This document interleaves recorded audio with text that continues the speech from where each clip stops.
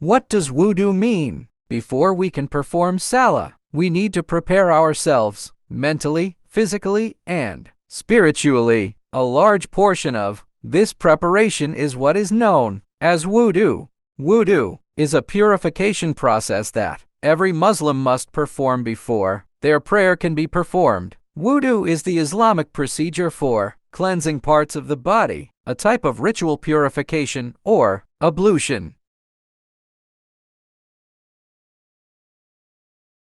Wudu involves washing your hands, mouth, nose, face, hair, ears, and feet. Wudu is an important part of ritual purity in Islam. It is such an important part of the salah prayer that if anyone decides to leave it due to ignorance, forgetfulness, or negligence, then their prayer will not be accepted by Allah.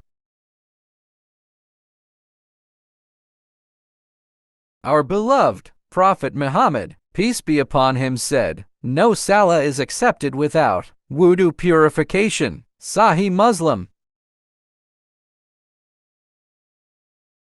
Thanks for watching. To watch more, subscribe.